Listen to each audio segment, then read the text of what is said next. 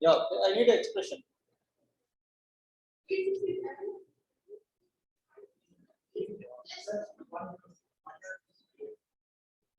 One second, one second.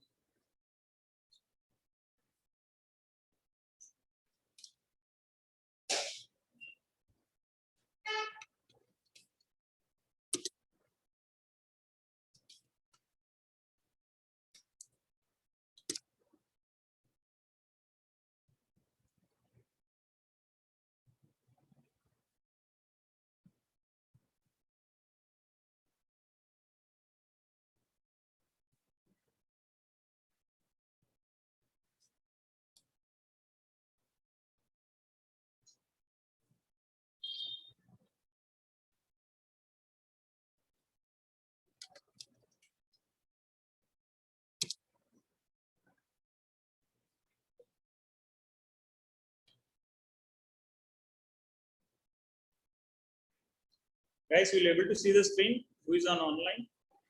Aditi? Yes, sir. Yeah. Yes, sir. So the question was, write the question, sorry, as we discussed in earlier classes, I'm asking you people to write. There are two numbers I'm giving here.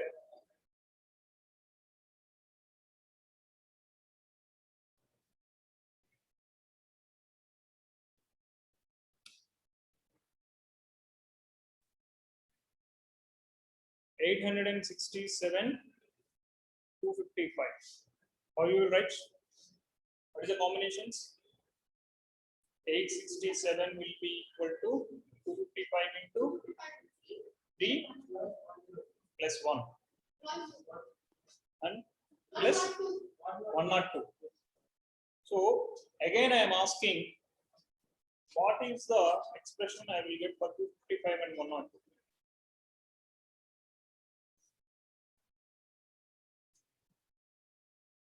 So 255 will be equal to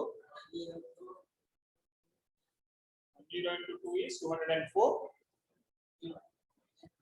plus 51. So again for 102 and 51, how I can write?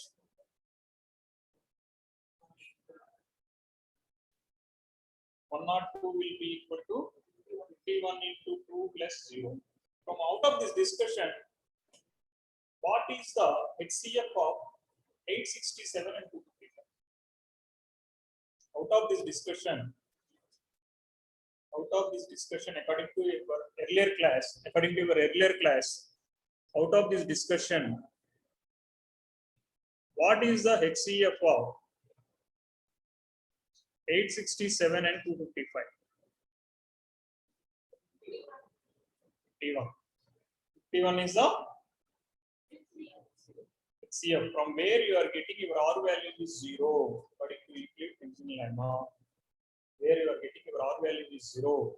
See where I am getting the R value for the combination of 102 and 51. So 51 plus 2, into 2 multiplied 2 plus 0 is 102. Say there I have to stop it because I can't write 51 comma 0. 51 comma 0 is nothing but n number of solutions we get. It is against to my discussion. Correct or not? 51 comma 0, how many ways I can write 51 is equal to 0 into anything plus 0. There is no meaningless. It's actually undefined.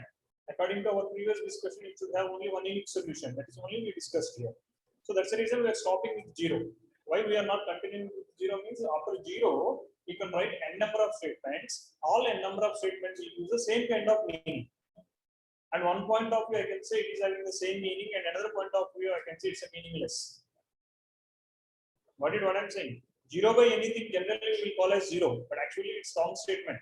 For your level, I can say like that. But when it's 9th standard onwards, slowly I have to change my statement. 0 by anything is not 0 always.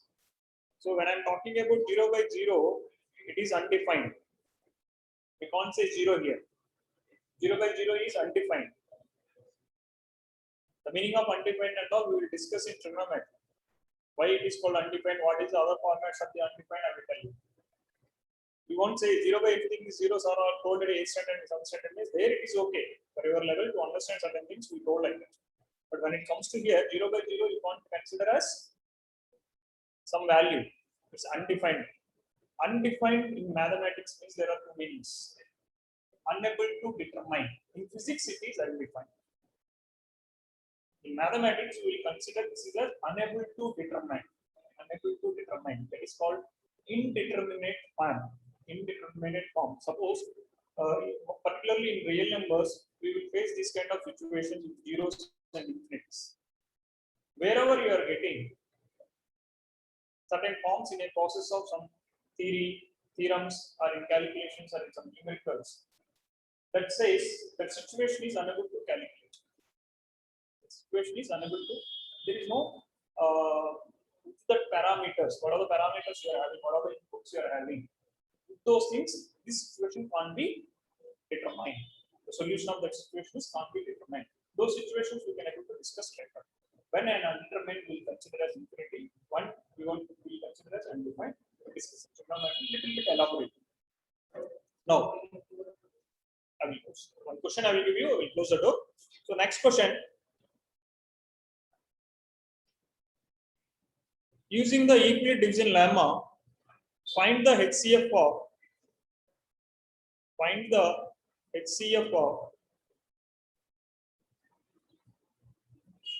4052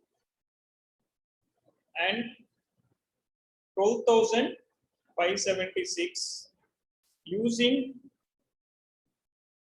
Euclid division lemma. Euclid's division lemma or Euclid division algorithm. So whenever they are saying particular method, please keep it in mind, guys. You should not deviate from the method. Here the question is clearly saying you should not deviate the question. You should not assume by your own certain things. So he clearly mentioned you have to solve this question using Euclid division algorithm. So you have to use only that pattern. So what is the first step? Guys, are you clear? Who is on the online? Yes, sir. Yeah. So try this question. What is the first step? Anybody can explain the first step and can proceed. What are the numbers I have to take? I have to take, if I am giving a comma b where a is greater than b, a can be written as according to Euclid division lemma b plus r.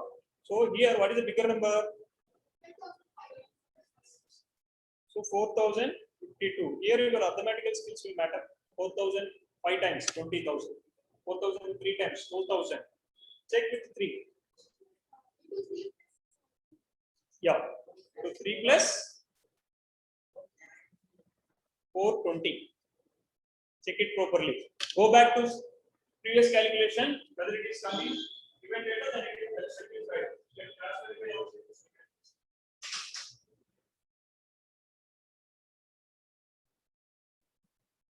Able to transfer it also in this numerations.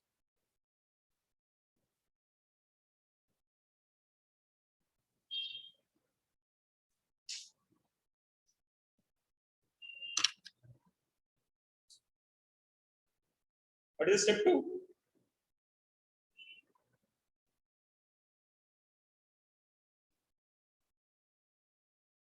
(4052) can be written as 420 into how many times?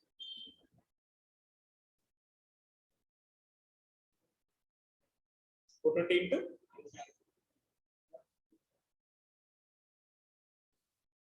plus 272.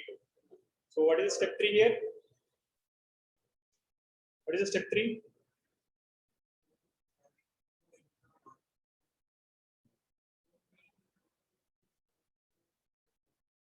So 420t will be equal to 272 into 1 time or 2 times?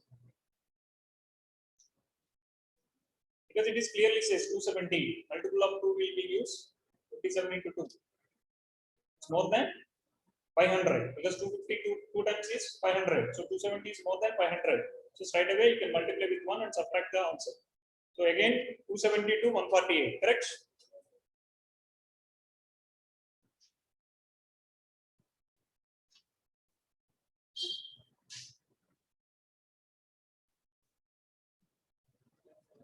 Able to see? If it clear, guys, I will zoom it a little. Now step 4. What is the step 4? 272 is equal to 148 into 1 plus 72 plus 52, correct? 124.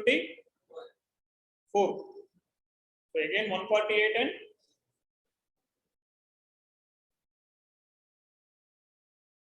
124 into 1 plus 24. Again 24 and 124 will be equal to 24 how many times?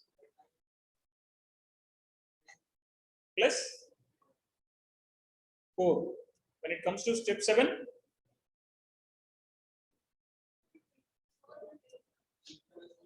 4 into 4 into how much? So what is LCM? Non-zero remainder is where you are getting. Where you are getting non-zero remainder. So how we can represent HCF of 4052 comma 12,576 is 4. Like this, you have to compute your answer. Sir, simply you are saying you are giving some numbers. Yes, you are saying this is a method to calculate the highest common factor. How I can say, is it possible for any numbers? Because I'm not taking 1 lakh, 2 lakhs and all. This time I'm saying maximum I went so far 12,000. So how I can say this statement and this procedure is valid for any natural numbers? What I'm trying to say? So for that only we are preparing the theorems. So when I am preparing the theorems, the difference between these numericals and theorems is what? In case of numericals, I am giving certain values. In case of theorems, instead of values, I am giving the variables. The variable is valid for any number. So instead of A and B, if I can keep anything. If I am able to prove for A and B, that means that is valid for any number. Correct or not? So now we are going to do this procedure is correct or not, that I am going to prove. This is correct or not. Instead of giving some numbers like 4052 and 2000 something or 4050 and 420, I am giving an A and B are some natural numbers, might be from 1 to infinity. Whether if I am able to prove for that one, so this procedure is valid for any numbers. So that is what I am trying to do. So I am giving 2-3 minutes time to you think over it. How to proceed? My statement was like this. Because many theorems you will face in your grade 9 and 10, even in 8 also. So majority of the students, what I observe is theorems they will consider as a separate thing. They will little struggle. What I am trying to say is, even theorems and numericals are same. Theorems and numericals are same. Only the difference between theorems and numericals in my point of view. Theorems is a kind of numerical variables, like your algebra. Suppose if I am giving an example, Suppose if I am saying expand AQ plus BQ. Expand AQ plus BQ. We are having one formula. Suppose if I am giving instead of AQ plus BQ, 2Q plus 8Q. So also I can use this formula, or I can calculate 2Q value, 8Q value, I can add. So conceptual is what? Conceptual learning is what? Using formula, one method. If I don't know the formula of AQ plus BQ, I am using. So instead of numbers, if I am giving this one also, you are able to do expansion. Why you are doing? Because I am doing such a long time, sir. I done in 8th standard, 7th standard also A plus B whole square came, and A square minus B square came. That's the reason I can able to remember easily. Same thing we can apply for each and every place, even in upcoming topics also. So now my statement is,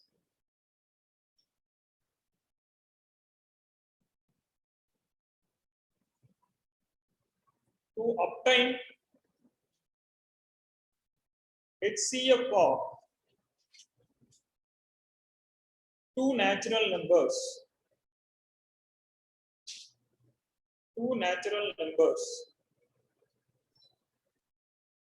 say A comma B with A greater than B. So I am giving the relation between A and B very clearly, which is greater number, which is smaller number.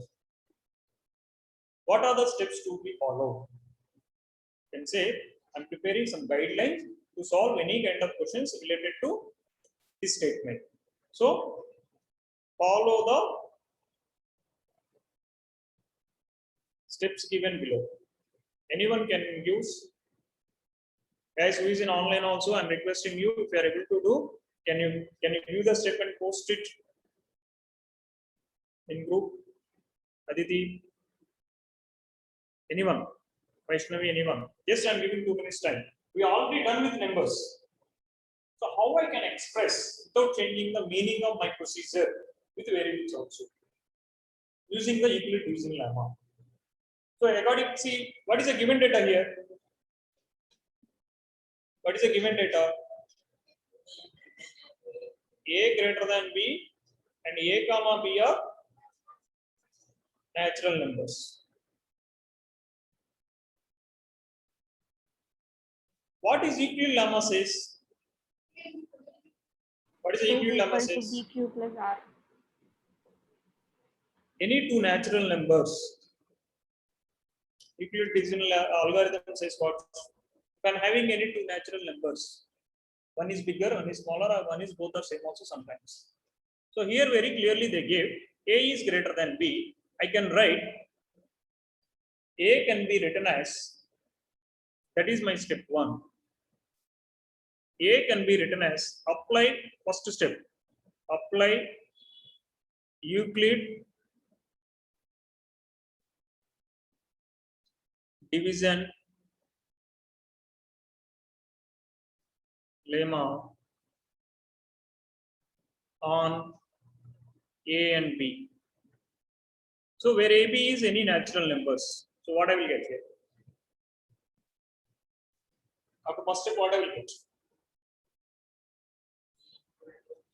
A is equal to BQ plus R. When we have to say, when we can say, I have to proceed for next step. When I have to say stop. When I can say, when I have to move to the step 2, or when I can say this is the end of the numerator. No.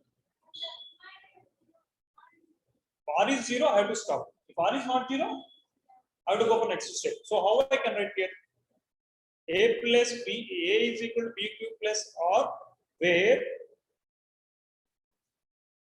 0 less than or equal to R less than B for some whole number, because 0 is also included in this category.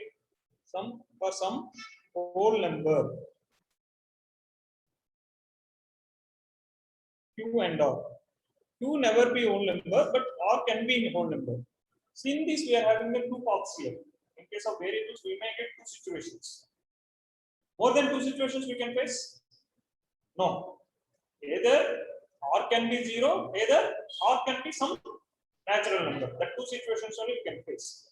So now we have to write, if R is 0, what will happen? If R is not 0, what will we have to do? In step 2. That is step 2, correct? Sir, can you tell, if R is 0, what is my further step in? If R is equal to 0, then that is the end of the numerical. HCF of A comma B is how much? B. CF of A comma B is B. That means B is rightly divisible by, the A is divisible by B. It is a given number. So out of given number, that is only the maximum. Correct or not? So the meaning of HCF is what? Highest common factor. Already given set of where one is bigger and one is smaller. The bigger one is divisible by smaller one. So automatically, what are the remaining numbers you are getting? All are lesser than the smaller number only. Lesser than B only. Every time Q and R is coming lesser than given B only. So here straight away you can say the HCF of A and B is B. So what is the next option for us? If R is not equal to 0, what do you have to do? Then repeat the step 1. For what numbers I have to repeat the step 1? For what steps I have to repeat the step 1? B and look into the next previous numerical. What numbers you are taking for next step? B and R. So repeat the next step for B and R. So if I am taking B and R, B can be written as R into Q1 plus R2. R into Q1 plus, sorry, R into Q1 plus R1. Correct? R is the number which you got in first step. B is the given data. Got it what I am saying? And again I am applying the Euclid division lemma if my R is not equal to 0 in the first step. So again you are getting R2 here. Sorry, R1 you are getting here. So what is the next step here? After that, what you have to do?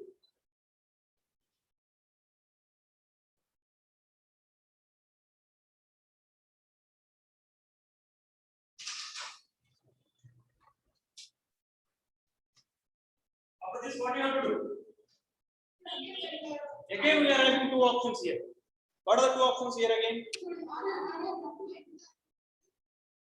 So again, we have to mention here where R0 less than R1 less than, for what number here? Here R, not T. Here it is R. Where R1 comma R are any whole numbers. Any whole numbers. See, why I am concluding means here your A, B, C, R1, R2, everything is might be anything.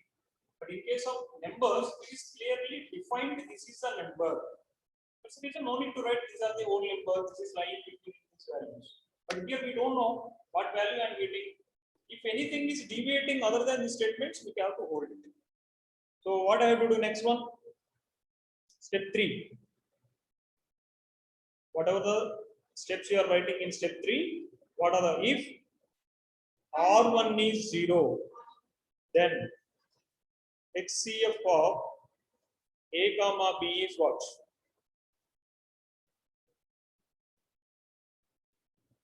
Sorry, HCF of B comma R will be equal to R. This R is nothing but HCF of A comma B again. What I'm saying? HCF of A comma B is equal to R. If R1 is not equal to 0, what I have to do? Then R will be equal to R1 Q2 plus R2. Correct? Where R2 is lies between 0 and R1. Where Q2 and R1 are whole numbers.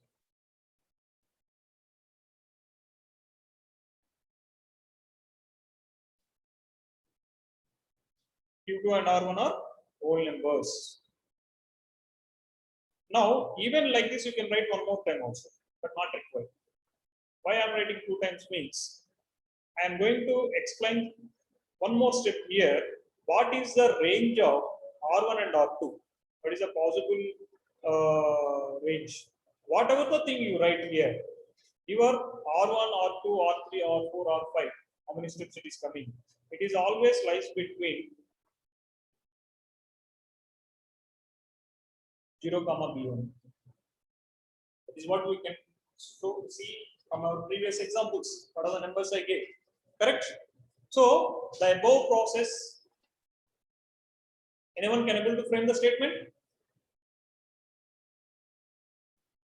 As 0 less than or equal to R1, less than, sorry, this is R2 now, sorry, this is R1. Higher number will come from right side. B, next is R1, next is R2, next is R3 like this. The above process What I have to do? This above process I have to repeat again and again. Till what I have to repeat?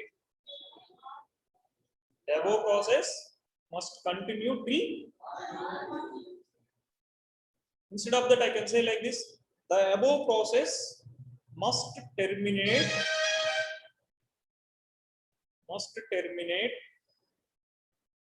after a finite number of steps.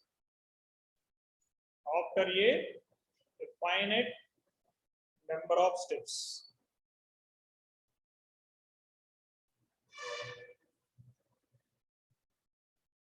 Continues the above process till remainder is getting 0. Continue the above process till the remainder is getting 0. Continue the above process. See this statement, why I have to continue till 0 means that is a conclusion. You have to do only finite times. You can't say infinite times I can do. It's a limited number of times only you have to do. Any number you can, it might be 100 times or 200 times also, but it should be a finite. Finite means it defined there. So continue the above steps or above process till the remainder is 0.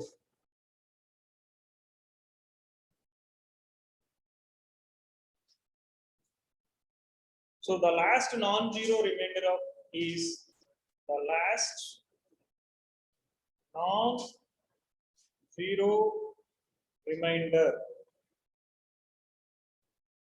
is HCF of A comma B. That's it. Wherever you are getting 0, go back to previous step. Whatever the remainder you are having there, that is a HCF, correct? Whatever the remainder is there in previous step, last non-zero remainder. Suppose in step 6 you have got remainder is 0. Go to the step 5. What is your R value in step 5? That is a HCF of A and B. Can I give for one more number? Guys, shall I go for the one more number? One more set of numbers?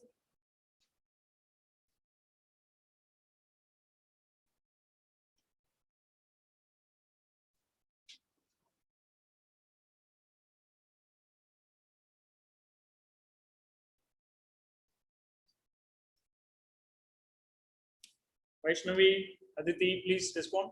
Can I go for the next one? Yes, sir. Yes, sir. Yeah. So we'll do some numericals. Find the HCF of, see what are the numericals we are doing today? It is completely Euclid division algorithm only. I don't want to mention each and every time. Just I will do the set of numbers to complete. Find the HCF of 8, 47, 2160.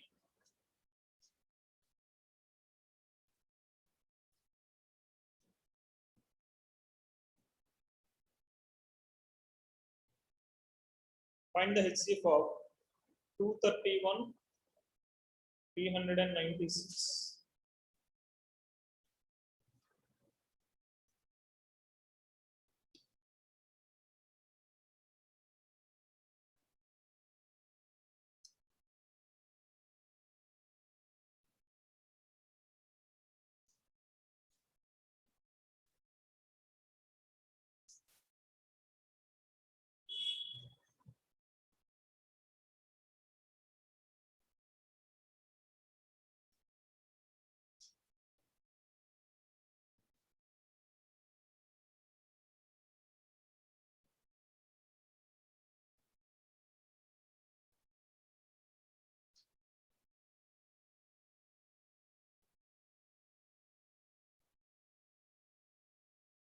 My third question is little different. Look into the question, try to answer the question. Guys, even who is in online.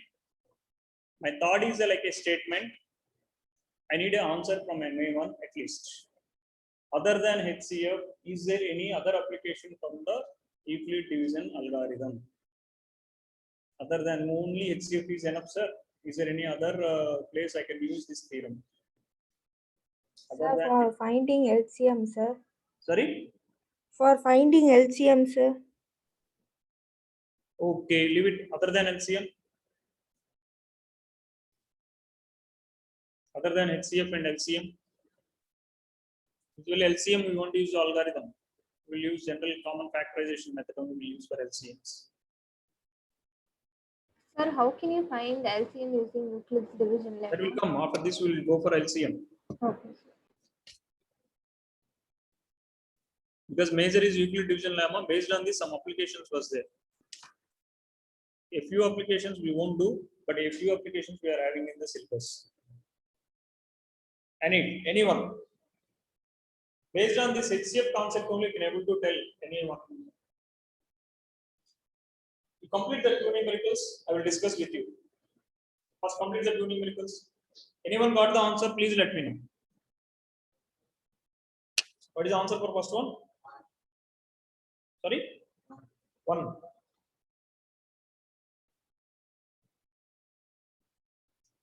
What is the meaning of 1?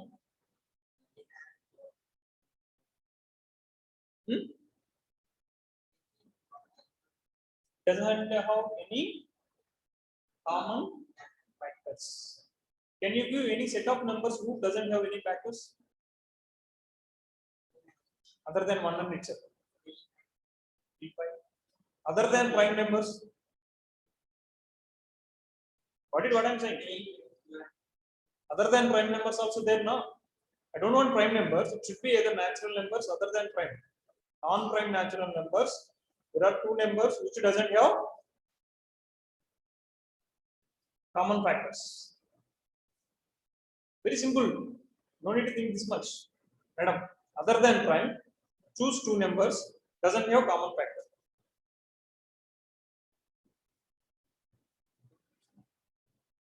Nine comma 20. Can take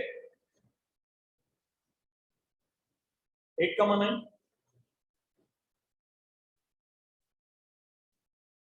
Nine comma 10. Sorry. 9 comma 27 is there, no common factor. 3 is there, 9 is there. 20 comma 21. There are so many alternate numbers is available which doesn't have common factors.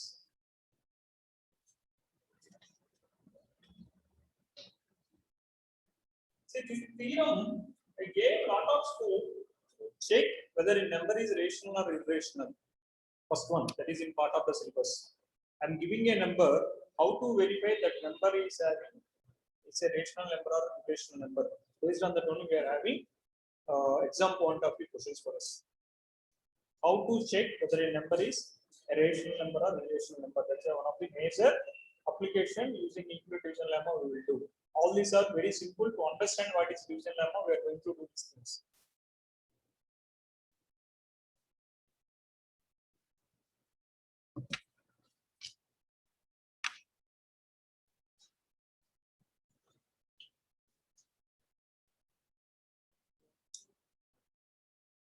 Let's say please one for first question. The first question answer is, guys, you got the first question answer, anyone?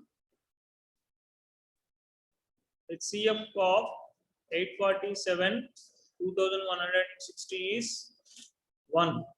What is the second question answer? Anyone got the second question answer? Aditi? Sir, I got the answer. What is the second question answer? 33. 30? 33. Guys, anyone got here? 33?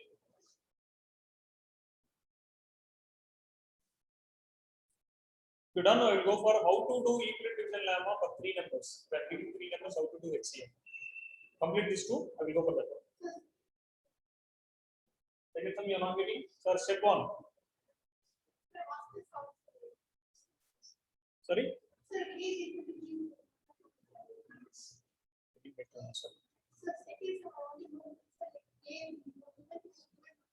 Which is AB? Tell me. Go for the previous discussion. Which is A, which is B, we are considering.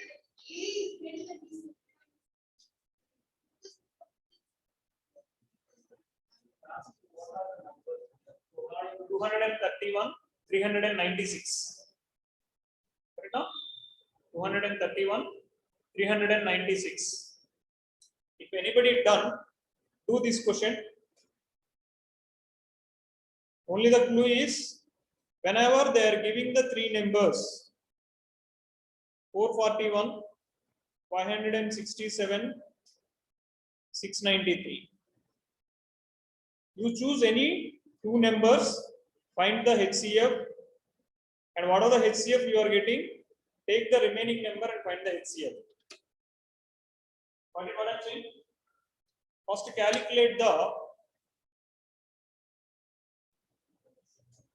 find HCF of any two numbers. It's your wish. Out of 3 digits, any 2 digits you can pick.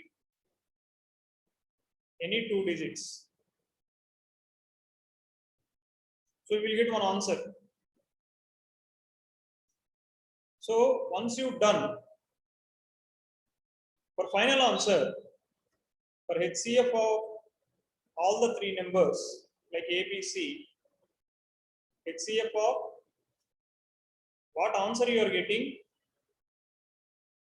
and remaining number. Got it? The steps are clear? Not clear? Confused? Confused? Yeah. What is the number given here? 441, 567, 693. So you pick any two numbers. It's your wish.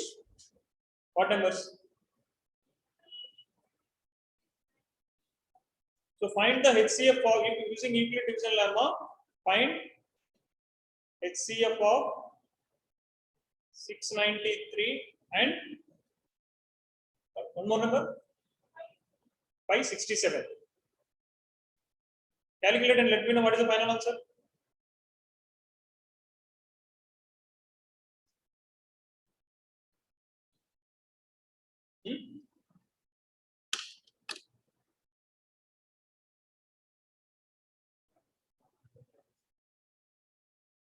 Second question. Check one more time. Still not getting it. Check one more time. Might be product somewhere. Here's what is step 1 is first question. Second question. 31 and 396. 396 is equal. 31 into 2 now. Unless 165. 31 into 163 into 1 plus 165 into 66 plus 30. 33. What is this? So mostly the possible mistakes here is only addition, subtraction, multiplication. Other than this, there is no scope of mistakes. Whether unless until you don't know the concept, that is 9 mistakes.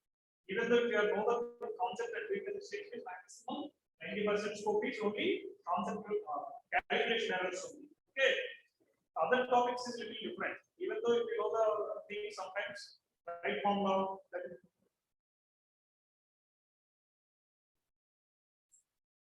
will struggle to remember the right formula. Here we don't have much focus. Strategies and process methods. That's it. That is the answer you got. HCF of 693 and 567. 693 and 567. Now, question is, what are the other applications of Euclid division lemma other than HCF? That we will discuss at the end of the talk. Keep in mind. You only will answer after the end of the talk. Now calculate. See, the question is find the HCF of 3 numbers: 441, 567, 693 using division. So it's same. Only the thing is little change. First calculate any 2 digits. So what is the answer you got? 63. So this is the answer of any 2 digits. But if you take some other set of 2 digits, you might get different answer. I can't promise that. Suppose if I am taking 441, 693, or if I am taking 441, 567, you might get different one, or you might get same one. That I can't say. Now, so what is the remaining number here? To get final answer, that is final answer means HCF of these 3 numbers. Now take the answer you got here and calculate the HCF of 63 and what is the remaining number? So what are the HCF you are getting? That is the final answer. That's it. Even if they are giving 4 digits also, 5 digits also, this is the pattern. What I'm saying? See here, The step one is I am taking any. This is A, this is B, this is C. You choose any two numbers. What are the numbers you choose it here? I choose it B comma C. So you are getting one answer. And what is the number you didn't take here? 441.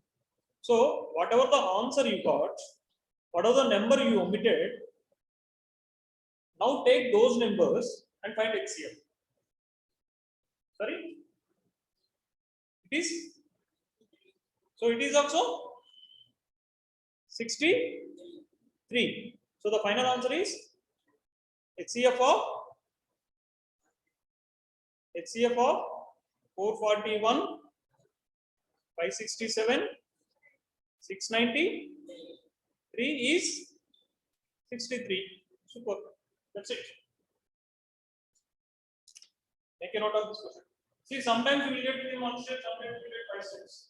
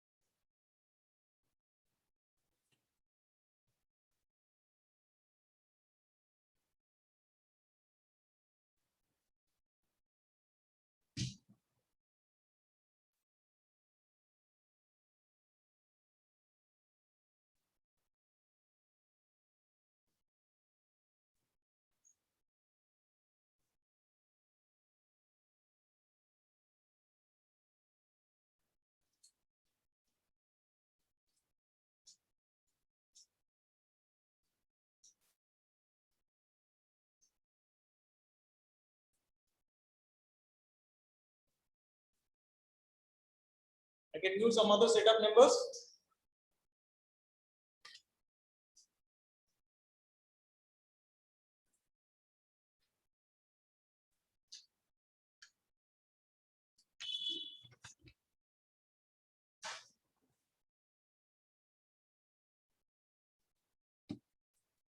Using the Euclid division lemma. Then, madam, you can go. You can write next question. I will wait for you. I will write. After this, I will wait for you. Yes. Find the HCF of 250, 175, 425. Using the Euclid division lemma. What is the step? 425. 425. I'm saying the numbers again. Please copy 250, 175, 425. Clear? I can go for the next question. Please copy the next question. Try to solve both the questions. 168, 96, 404. Guys, I know people can do within short methods also. Why I am asking you to do with the steps means it will be easy. You will get a better practice for examination. In examination, you can't do alternate methods. They mentioned do Euclid division algorithm means you have to follow the same steps. A is equal to B cube plus R method only you have to do. Okay, you should not do some other methods.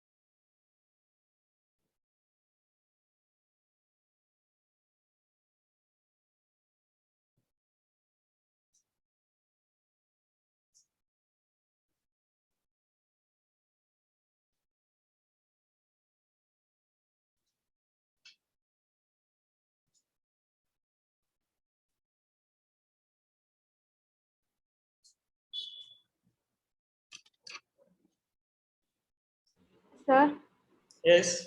sir, can you teach how to do this again, sir? Sorry. Can you teach how to solve this problem again? Yes.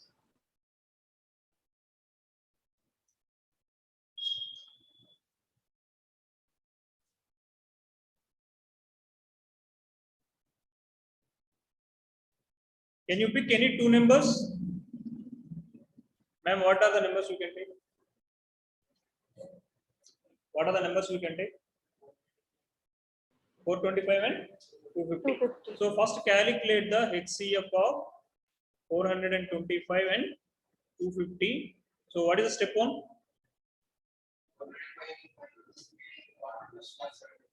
425 is equal to 250 into 1 plus 175. Next is 250 is equal to 175 into 1 plus 75.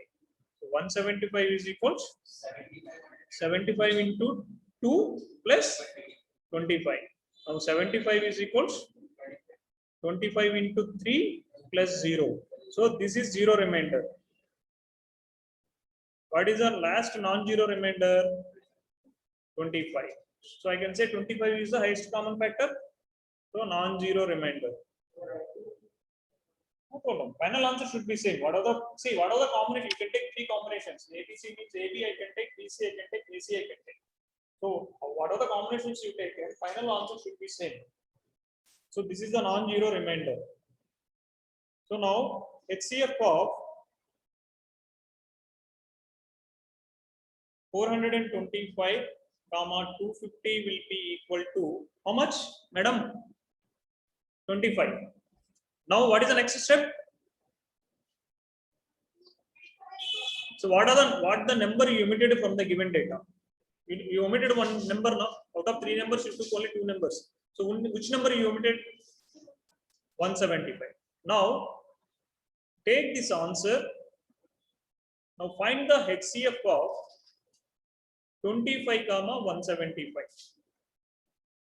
So 175 is equal to 25 into 7 times or 8 times or 7 times plus 0. So straight away I can say HCF of 175, 425, 250 is equal to 25. That's it. Over.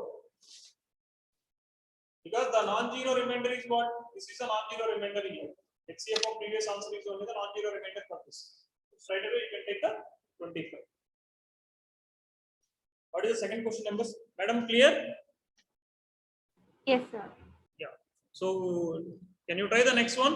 What is the next one?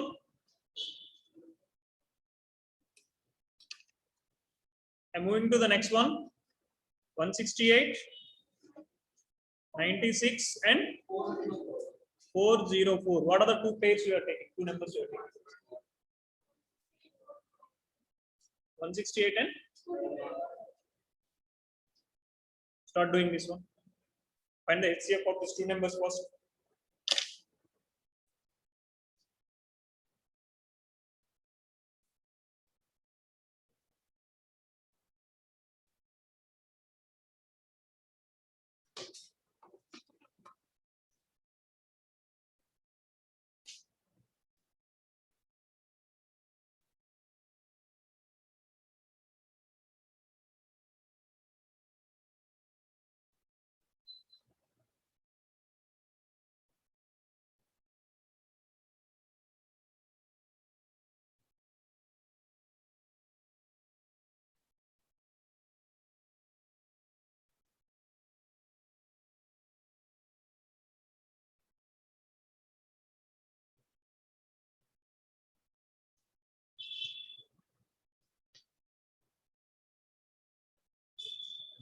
Sir, Yes.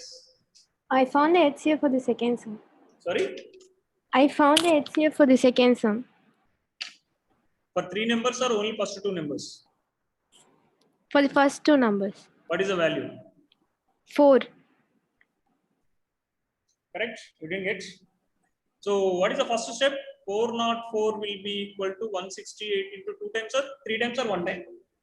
2 times. 2 times. Plus 108. Again 168 is equal to 108 into 2 times or 1 time. 1 time plus 60. 60 or? So again 108 will be equal to 60 into 1 plus 48. 48 or? Again 60 is equal to 48 into 1 plus 12. Next 48 is equal to 12 into 4 plus 0. So madam, what is a non-zero remainder? Last non-zero remainder 12. Then how you will get 4 is a HCF? Sorry, sir, I made a mistake. See, always you should not consider this one. These are the remainders. 108 is a remainder in first step. 60 is a remainder in second step. 48 is a remainder in third step. Fourth step 12 is a remainder. This is your R1, R2, R3. If you observe, R1, R2, R3 are converging to 0. Converging to 0 means it is proceeding to 0, decreasing the values. So wherever you are getting, see here the remainder is R4 is 0. Non-zero remainder is what? 12. So HCF of 168 and 404 will be equal to 12. Now what is the next step, madam? 12 and so straight away it is a multiple of 96. So 12 into 8 plus 0. So HCF of 404, 168 and 96 will be equal to 12.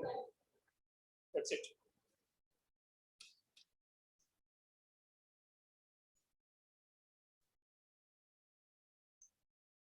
Now, these are only basic.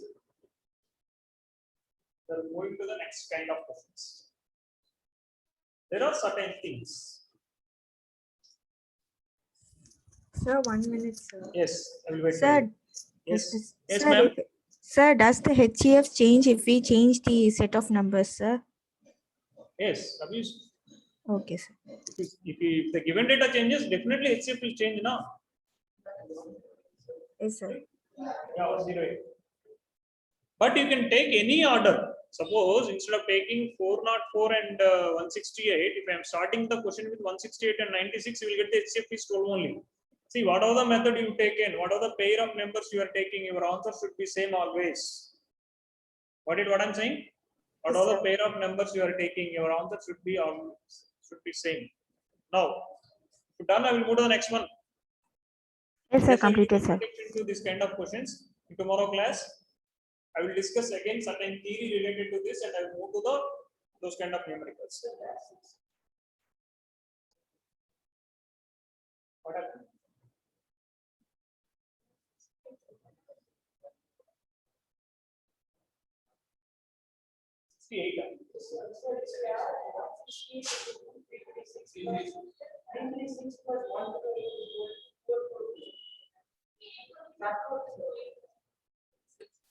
Where?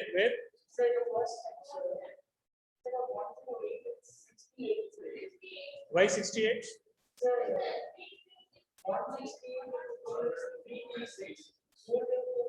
Then whole question is wrong.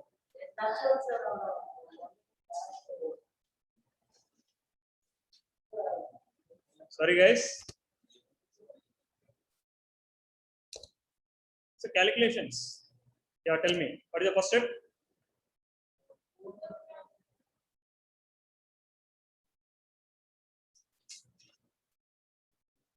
$440. What is the number? 404. 168 into 2 plus 68. 168 means 336. 336. So 4 here, again 4 there, 60, 68. So 168 and 68 how many times? 2 times or 1 time? 2 times. So I will get 136. Sorry? 32. Again? 68 is equal 32 into 2 now? 64 plus 4. So 32 is equal to 4 into 8 plus 0. So what is the HCF of these two numbers? 404 and 168 is how much? Sorry, sir, you are saying something? What is the 404 and 168 HCF? 4. Now what is the remaining number? HCF of 96 comma whatever the answer you got from the previous set of numbers. So 4 into 21 24 24 4 2 is 4 20 is 80 4 4 is 16 96 24 plus 0. So what is the HCF of all the given three set of numbers?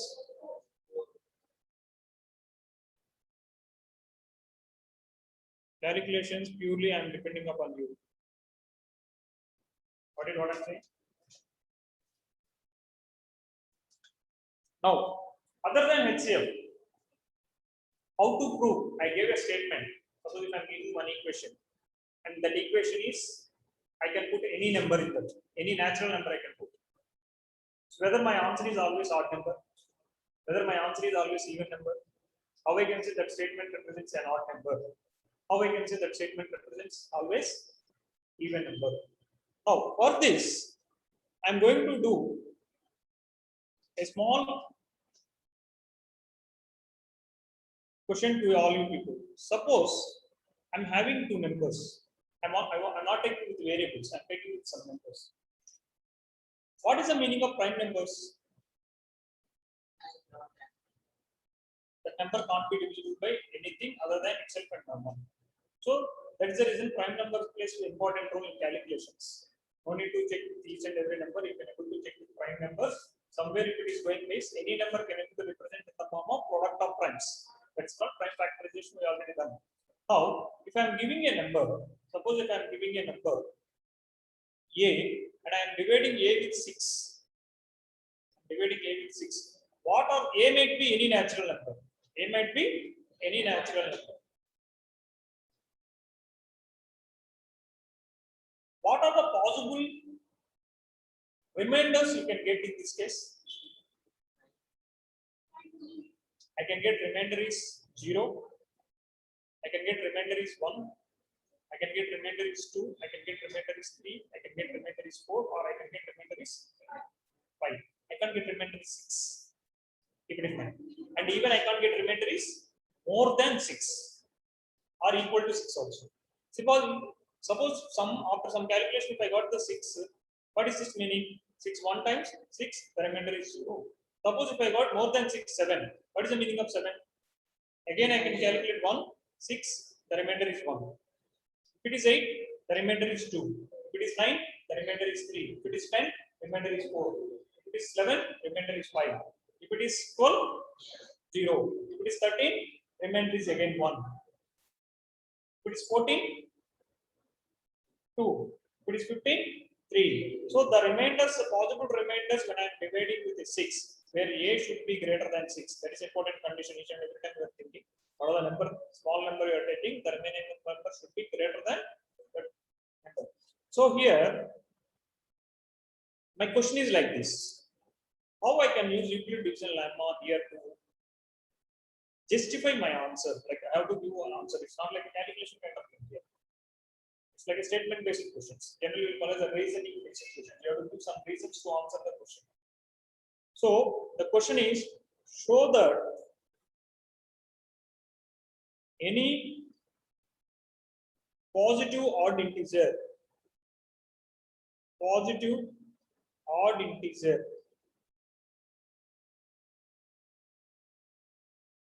is of the form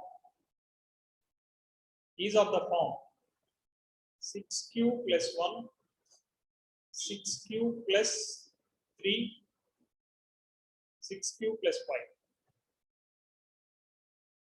where q is some whole number. First, anyone can explain the question. What is the given? What I have to do for this question? As a student or as a teacher, what I have to, what is the output of this question? What is the answer for this question? So what is the requirement? Requirement means what is asking, what is trying to asking us to do something. That is only the question and answer. Any question says something is given, they are asking us to conclude or calculate or simplify or prove. That's only the things, possible answers. So here also something will be there now out of the all these things. What is this? What is the conclusion of this question?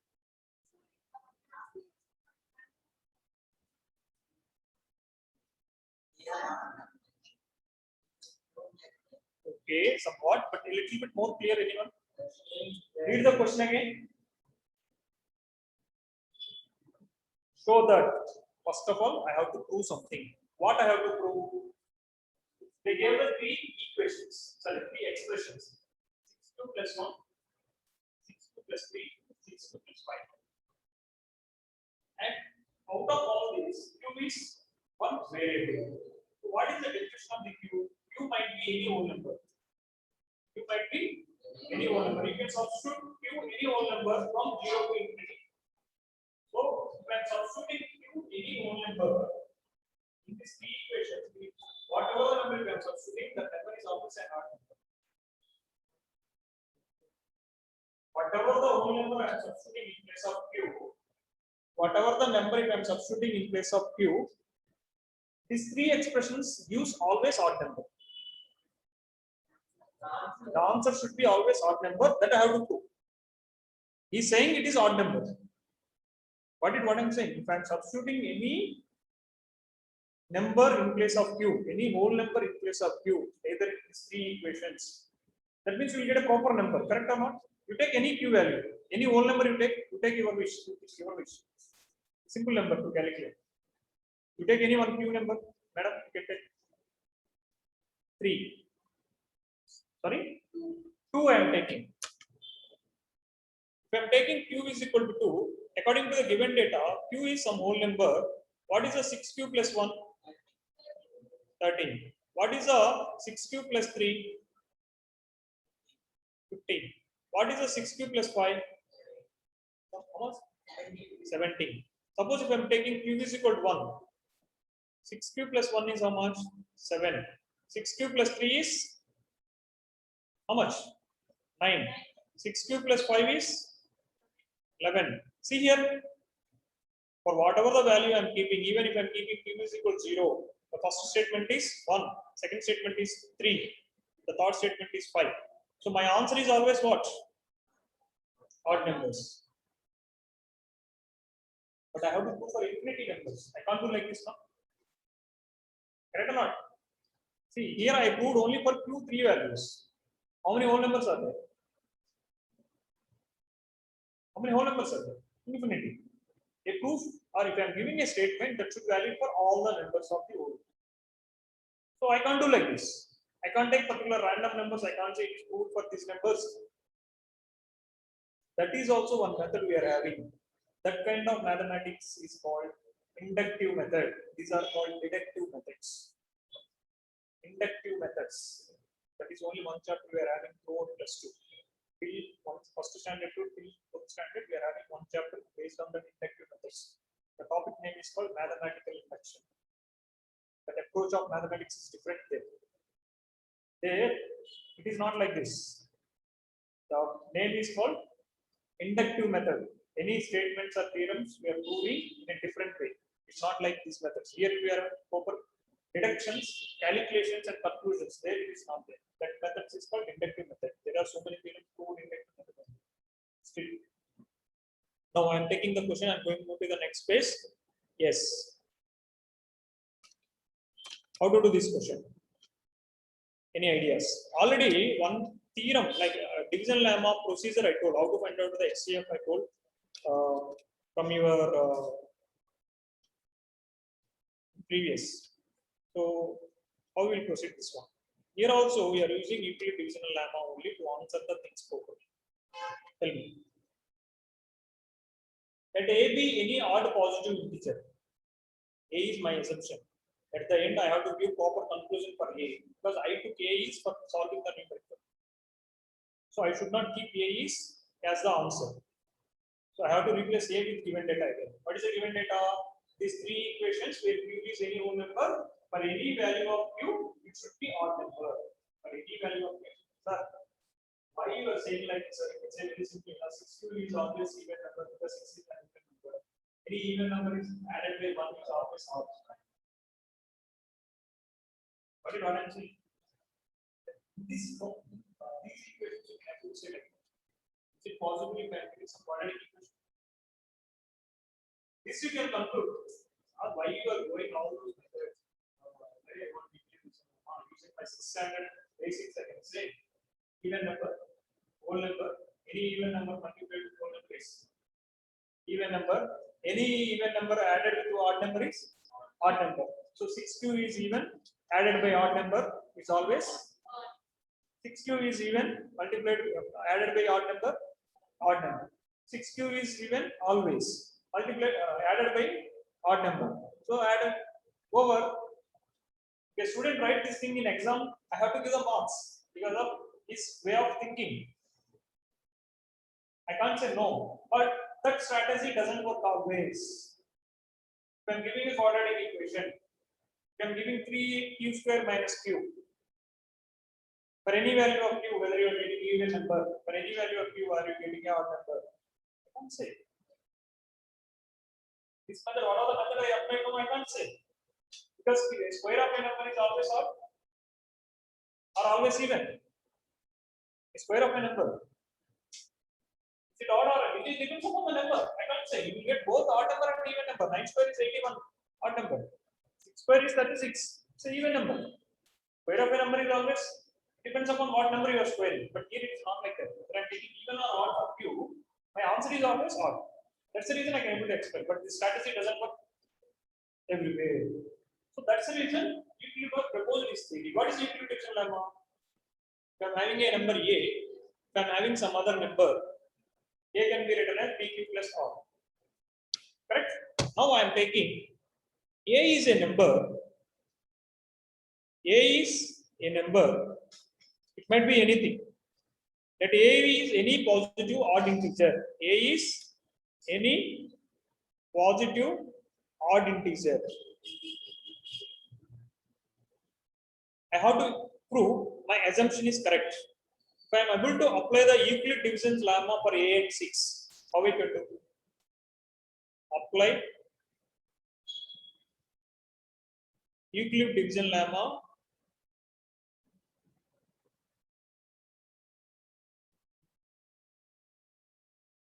division algorithm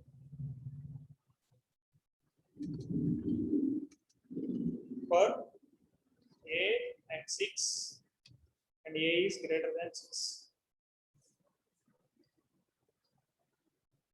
What I will get? A can be written as 6. I'm taking Q, where Q is any whole number because given data Q is any whole number.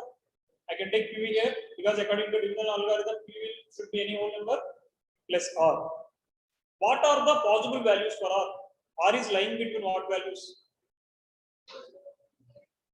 0 to? It is lying between 0 to B only now. 0 less than or equal to or less than or equal to less than B. Correct or not? Not B minus 1 there. So that means what? My R can be 0 or 1. Here you have to keep it in mind. Q or R or any whole numbers. But R is restricted. R should be always less than B, greater than 0 or equal.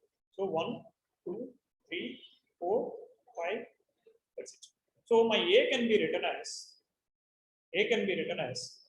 6Q plus 0, 6Q plus 1, 6Q plus 2, 6Q plus 3,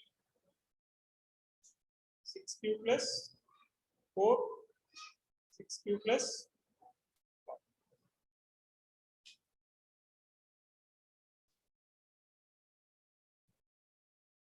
Now, out of these statements, whatever the discussion I told, that is all I am using here. See here, if I am taking first statement can be written as 2 into 3q. Any number multiplied by 2 is even. 2 is a factor for this, so this expression is even. Suppose if I am taking second one, this is a1, second one, 6q plus 1. Another possible is 6q plus 1 only now. So this can be, I can't write it as a multiple of 2 now, which can't be written as a multiple of 2, odd number. Which can't be written as a multiple of 2, it's odd number. See, I'm calculating the what. See, a might be any odd number. A might be any odd number. But these are the values does not satisfying my assumption. Only what equations are satisfying my assumption? These three only, correct or not? See here, I am assumed a is any odd number, and I am taking a comma 6, and I am applying the equal division lemma for a comma 6. So what are the possible expressions for a? A can be a 6q according to division lemma, 6q plus 0. A can be written as 6q plus 1. A can be written as 6q plus 2, 6q plus 3, 6q plus 4. See, a is my assumption. It might be right or wrong. I have to check where it is correct, where it is wrong. When it is correct, see here. When it is correct only at 6q plus 1 and 6q plus 3 and 6q plus 5. And when you are saying this is correct, and you have to say why it is wrong in remaining places. What? I assumed a is what? Odd number. But what is this equation says? Even. Why it is even? It divisible by 2. And why it is even here? Because the remainder is 2. Why it is even here? Multiple of 2, or I can say 6q plus 2 can be written as 2 of 3q plus 1. So 2 is a factor for this. 6q plus 4 can be written as 2 of 3q plus 2. So these are the three statements are violating my assumption. These three statements says for any value I am substituting in q for these three statements, I am getting an even number, but I assume it is odd number. So what are the remaining three statements? Hence, a is odd number only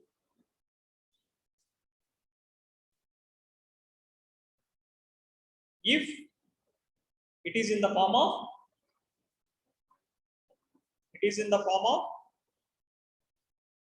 there are 6 possible forms with 6.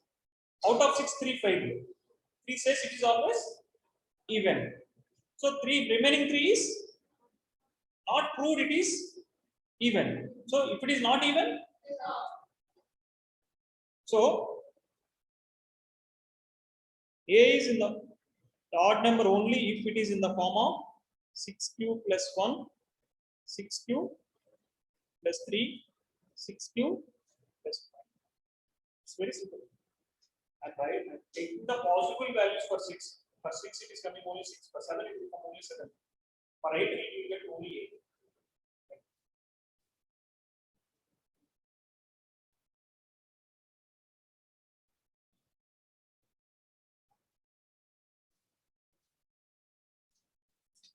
Okay. I will give one more question. I'm winding up this thing with this. You try at home how to do this thing. See what combination I have to take, it really depends on the given question. After copying, I will give the question.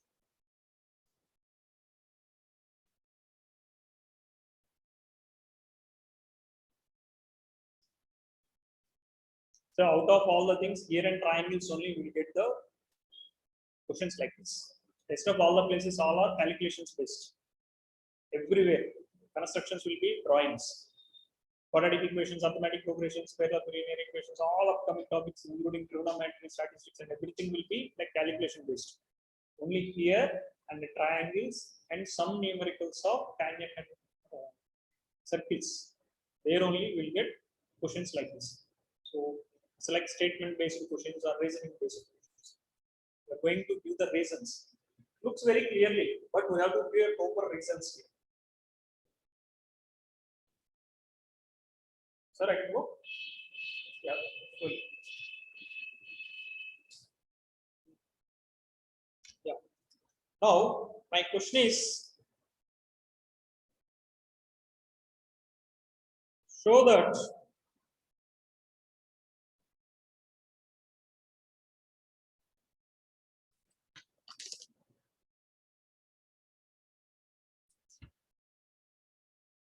the square of an odd positive integer. Read the question properly. The square of an odd positive integer. That is what? Whole numbers only, no? Should be whole numbers. Odd positive integer means what? Only odd natural numbers I can say other than 0. Correct or not? Indirectly is saying almost all whole numbers only here. Odd positive integer is of the form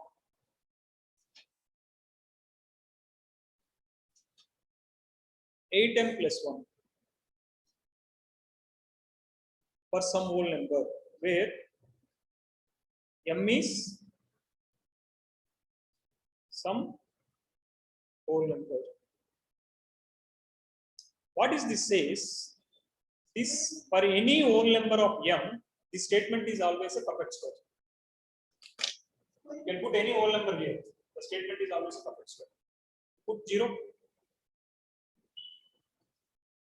Perfect square of put 1.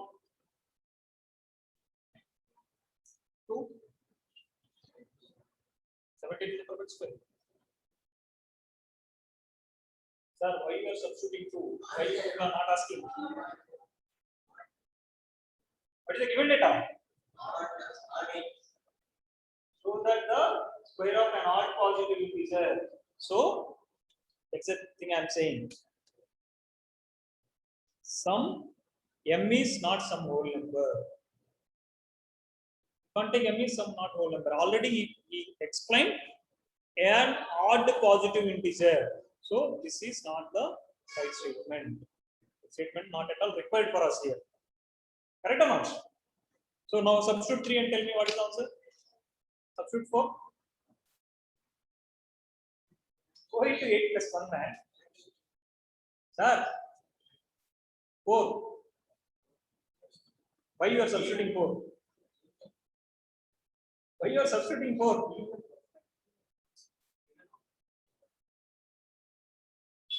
See, that kind of little sharpness we require.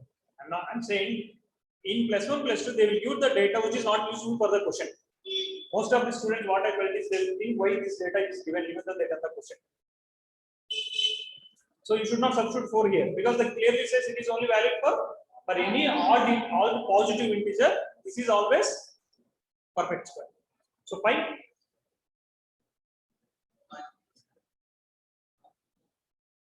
But 41 is a perfect square.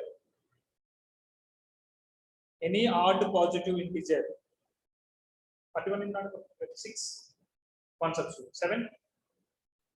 Again, it's not a perfect square. 57. It's not a perfect square. Tell me.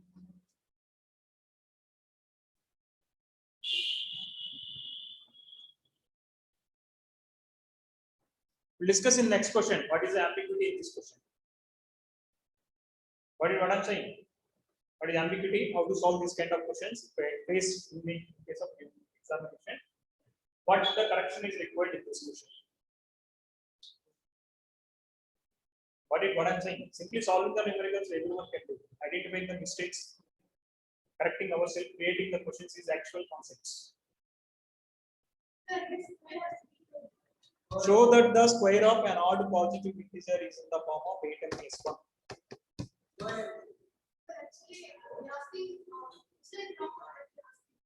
or some whole, sorry?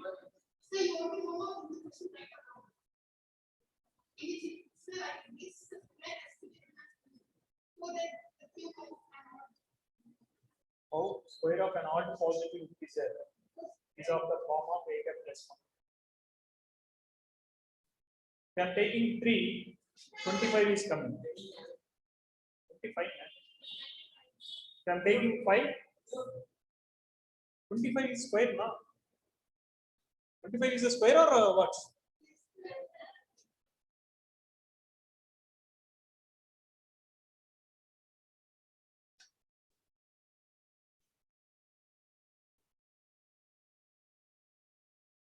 What is the next one? 6 square is how much? 36. When substituting q is equal to 5, what I am getting? M is equal to 5. 41. 41 is not it. Then substituting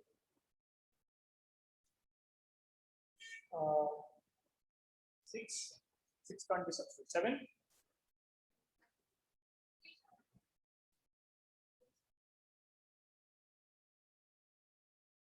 So what I am trying to say is this should be included. Why not?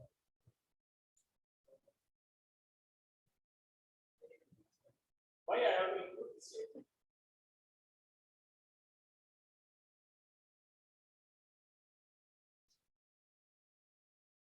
Why I have to include that statement? Why I included this statement? What is the difference between this statement and without this statement?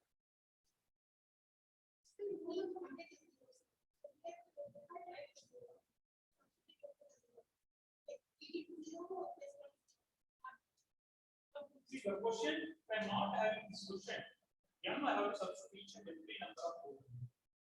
Then only I am saying it is correct. But the statement makes need not to be true for all our whole numbers. Any some whole numbers. Any some whole numbers. Need not to be all odd positive integers. There will be some whole number. 7 is fine. Go for next odd number. But when I am substituting some whole numbers, if I am getting perfect square, it is valid only for whole odd numbers. Anyway, we will discuss a little bit elaborately because some ambiguity is there in this question because of the statements. It means each and every odd number I have to become perfect square. The question is, I have to prove this statement. If I am taking the square of any number, can be written in the form of this one. M might be any whole number. M might be any whole number. Suppose if I am taking 3 square. What is the 3 square value? 9. So 9 can be written as 8 into 1 plus 1. What is the 4 square? 16. 16 can be written as 8 into 2. 8 into 2 plus 1. So if I am taking 25 again. 25 can be written as 8 into 3 plus 1. Extra odd square is what? 49. How I can write 49? 8 into 6 plus 1. 8 into 6 plus 1. 8 into 6 plus 1. How much? 8.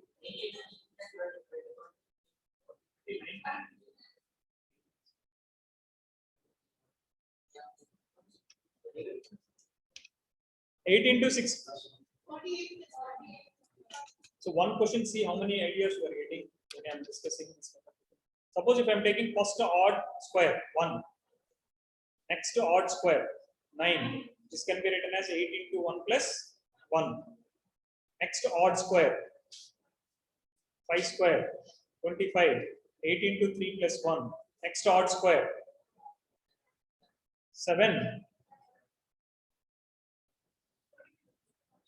49, 8 into 6 plus 1. Next odd square 9 square 81, 8 into 10 plus 1. Next odd square 11 square 121 and 88.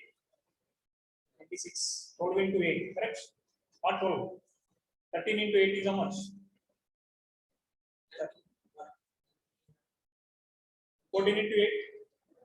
15 into 8, 8 into 15 plus 1. 8 into 15 plus 1. If I am taking 13 square, 169. 8 into 20 plus 1. See here, now we can understand the question after this.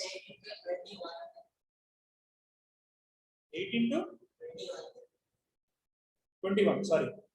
See, now we can understand the question. What is the question says now from here? The square of any odd integer, the square of any odd integer is always in the form of 8m plus 1. This m is any whole number, it's not particular continuous whole numbers. It might be any number, it might be anything, but it should be whole. It need not to be continuous. It might be any whole number. If you are not mentioning any in the question, then it will be wrong. Ambiguity is there. So analysis of the question sometimes is very much. It be both point of view. I can't promise this kind of question they might ask, this kind of question ask, but we won't think this much. This thinking will be useful for your higher studies, for your horse questions. Some questions they might be asked clearly once, 1 or 2 questions will come like that. In general, nowadays pandemic, because of the pandemic situations and all, they are not poking much. But in general, at least 1 or 2 questions you can find out some little bit tough questions. There, this kind of thinking will be useful in so many cases. So if you go like this analysis, no need to revise, no need to practice a number of times. Basic concept you can do the things like this. So why some people can able to do all the things in a short time and they can able to recollect things. One question you have to think a number of ways. Those questions that work out should give the solutions for one book or 100 numericals. Should not be if I'm doing one question, I can do the same kind of question or 10 questions same time. Even though any question related to this concept, I am able to solve. It should not be like same time. It might be different approach, but concept is same. That those kind of problems we can solve automatically. With 10 numericals, you can able to do n number of numericals. That is a proper practice if you are attending for, if you are competing for very huge marks. What I'm saying? Same model I can do 100 questions also easily, but use the same concept, but it is not same model. It's very new for you. Concept is same, but not same model. If you are able to crack, then you've done so many things in concepts. If you are able to do same models, whatever the kind of mistake is coming, that you are up to application level. You are not reached analysis. And our aim is here. You have to reach even analyzing questions also. Identifying, I can question. If I'm changing a question like this, how I can able to answer. If I'm changing the question, whether ambiguity is there or not in this question. This kind of skills we have to learn. It will be useful. I can't say it is a waste or why I have to all these things. Guys, any doubts? Shall I wind up the class? Hope you will enjoy the class. We'll meet in next class. Bye everyone.